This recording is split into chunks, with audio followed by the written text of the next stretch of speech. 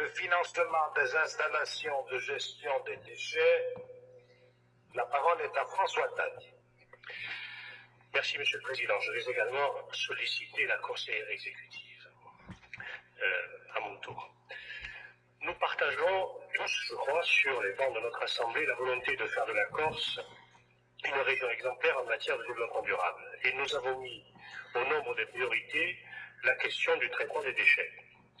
Cette vision est d'ailleurs également celle de l'État, puisque par la voix du président de la République, qui a annoncé à Ajaccio le 2 février dernier, la réorientation des crédits du PEI dans ces directions a été prévue. Cette volonté est également partagée au plan local par de nombreux élus municipaux.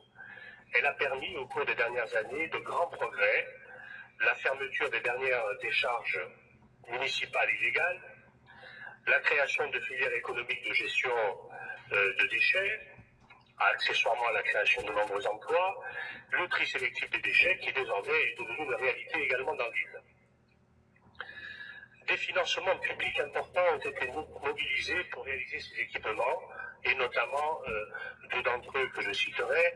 Le premier, c'est le pôle environnemental de Vigianil qui a été inauguré en juillet dernier en présence des élus de cette Assemblée, et celui de Vico, auquel probablement nous serons conviés en juin prochain, puisque les travaux sont en cours d'achèvement, auxquels s'ajoutent d'autres équipements de transfert et de gestion des déchets également. S'il faut se féliciter de ces avancées concrètes, il faut également avoir conscience que des projets essentiels restent à réaliser et qu'ils sont aujourd'hui retardés, voire bloqués, par l'absence de financement réellement disponible.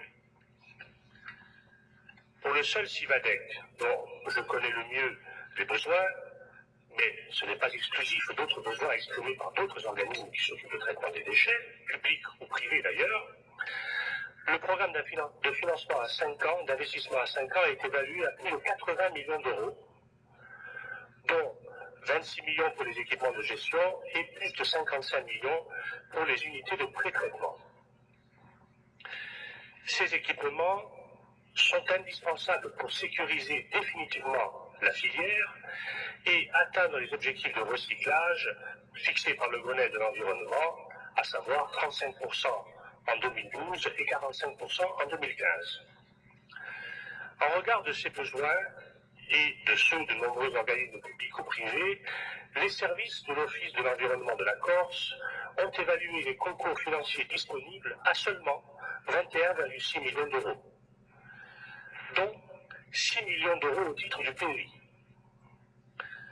Alors on peut s'interroger si ces 6 millions d'euros situent le niveau d'ambition de l'État annoncé par le président de la République lorsqu'il est venu en Corse l'année dernière. Je dois dire que peut-être un des éléments, c'est que désormais la question qui se pose pour l'État se pose de manière différente, puisqu'il était passible d'amendes très importantes de la part de la Commission européenne en raison des infractions à la gestion des déchets qui, dans la Corse, était passible jusqu'à il y a quelques années. Aujourd'hui, ce n'est plus le cas, et peut-être que ça ralentit un petit peu la pression financière sur l'État. Donc on le constate, quoi qu'il arrive. Et en dehors de ces considérations, les crédits disponibles sont largement insuffisants. C'est une première difficulté, mais de plus, ils ne sont pas réellement accessibles pour les projets qui sont en cours de réalisation, parce qu'il y a eu des modifications stratégiques qui ont été opérées, y compris dans cette Assemblée, et que cela n'a pas été enregistré au plan des organismes qui financent nos opérations. Sans ces financements, le coût du traitement des déchets va littéralement flamber en Corse. Pour donner un ordre d'idée, le traitement des déchets réalisé dans le cadre du pôle environnemental de Vigianil a permis, grâce aux subventions, d'être abaissé de 20 € la tonne. 20 € pour le traitement final, c'est 30% du coût. On imagine, à contrario, s'il n'y a pas d'intervention, ce que ça va produire sur la facture finale des ménages en Corse, dans le contexte de précarité dans lequel se trouve l'île aujourd'hui. Je terminerai mon propos simplement en vous demandant donc, Madame la conseillère exécutive, d'indiquer à notre Assemblée comment vous comptez agir et participer, je dirais, à ce besoin important et urgent d'assurer le financement des infrastructures de gestion des déchets dont notre île a besoin et de demander accessoirement à l'État et aux autres partenaires de respecter leurs engagements. Je vous remercie. Je vous remercie. La parole est à l'exécutif. Merci, Monsieur le Président. Monsieur le Conseiller, effectivement, votre question est une question essentielle et vous l'avez souligné à juste titre. D'ailleurs, le secteur des déchets est une priorité largement partagée par votre Assemblée délibérante, également par le Conseil exécutif et au-delà, par l'État. Vous l'avez rappelé à juste titre, notamment à travers de la voix du président de la République qui avait, le 2 février 2010, annoncé une réorientation des crédits du PEI, et nous voyons à ce moment-là le secteur des déchets positionné comme un élément essentiel de cette réorientation. Vous l'avez dit, conformément à vos propos, vous l'avez illustré, de réels progrès ont été accomplis dans ce secteur. Comme d'ailleurs on a attesté la présentation du bilan de cette situation devant notre commission de suivi et d'évaluation des plans. Pour autant, il nous faut aller au-delà de ce constat pour faire encore mieux, en prenant en compte d'abord le fait qu'en Corse, nous n'avons pas bien évidemment rattrapé un retard qui est lourd, qui demeure encore lourd, même si les efforts sont importants, mais également en prenant en compte les exigences des Grenelles 1 et 2, et donc des lois qui en découlent. D'ailleurs, ce souci d'amélioration est conforme aux objectifs fixés par votre Assemblée dans sa délibération du 20 novembre 2010, objectifs que nous nous appliquons à mettre en œuvre dans le cadre de nos travaux d'élaboration des nouveaux plans déchets, travaux qui sont en cours. Alors, bien évidemment, si des progrès ont été accomplis, cela s'est traduit par une consommation importante de crédit qui s'est concrétisée grâce à la structuration des maîtres d'ouvrage en EPCI pour la collecte et le traitement, et grâce à l'action du CIVADEC que vous présidez et qui a été moteur dans la mise en œuvre d'un certain nombre d'infrastructures.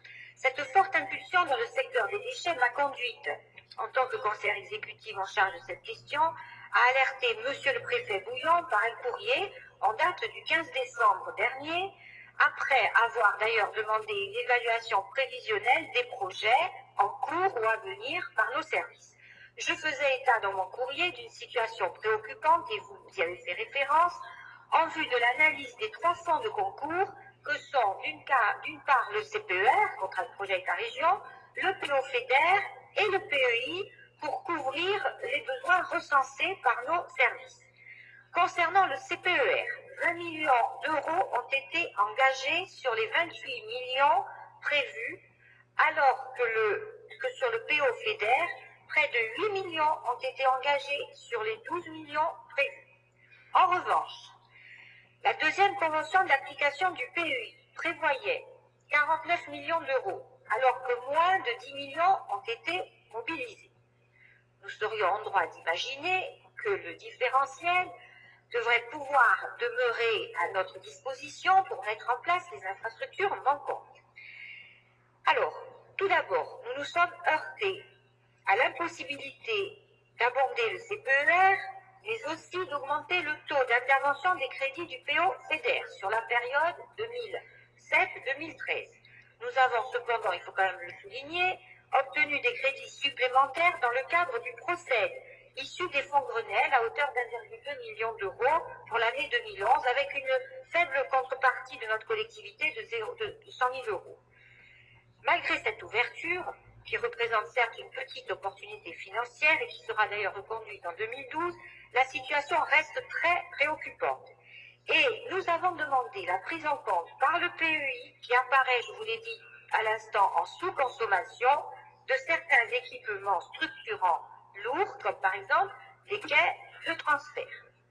Cette question a été discutée lors de l'entretien que j'ai pu avoir avec Monsieur le Préfet Sroda, en date du 19 avril dernier, au cours duquel il m'a été dit clairement qu'un arbitrage avait été rendu pour amener le PEI à 15 millions sur des projets bien identifiés. Vous avez bien pris la mesure de l'enveloppe qui a été annoncée, 15 millions. Il apparaît aujourd'hui évident que cette enveloppe a été donc ramenée de 39 millions d'euros à 15 millions, soit 24 millions de moins que ceux qui étaient prévus et mentionnés dans la deuxième convention d'application du PEI. Il est évident que ces crédits vont cruellement nous faire défaut. Et ce, d'autant plus que lors des négociations sur le PO-FEDER, notre demande initiale, qui avait été d'ailleurs menée par le précédent exécutif, était basée sur 28 millions pour n'obtenir in fine que 12 millions fléchés sur des zones à forte pression touristique et uniquement sur ces zones-là. Si la précédente période de programmation a été mise à profit pour créer les conditions d'une modernisation de la gestion des déchets, passant parfois d'une gestion préhistorique aux premières infrastructures de tri ou déchetterie, il n'a pas été possible en revanche, dans le temps imparti, de voir émerger des équipements lourds, aussi bien techniquement et financièrement auxquels vous faisiez référence à l'instant. Si l'évaluation prévisionnelle des besoins dont nous disposons est précise, et je le crois, il va donc nous falloir identifier des projets qui pourront être réalisés et payés avant la clôture de ces différents programmes. J'entends sur la période 2007-2013. Actuellement, les dossiers déposés, y compris ceux du CIVADEC, sont intégrés dans notre bilan prévisionnel. Il appartiendra aux uns aux autres de faire la distinction entre les projets relevant d'une réalisation rapide et ceux qui pourraient faire l'objet d'une programmation sur la période 2014-2020. Quoi qu'il en soit, à notre demande, les services de l'État expertisent la possibilité de financer des infrastructures lourdes dans le cadre du PO-FEDER. Mais nous savons d'ores et déjà, il ne faut pas se faire d'illusions, que cela sera limité en taux de financement et ne pourra concerner que les zones à forte pression touristique. Il nous appartient donc, j'en conviens avec vous, d'interpeller de nouveau l'État sur une contribution du PEI conforme aux annonces faites par le président de la République en février 2010, faute de quoi le désengagement de l'État frapperait durement le secteur des déchets au moment où l'on assiste précisément au décollage tant attendu depuis des années. Je vous remercie. Remercie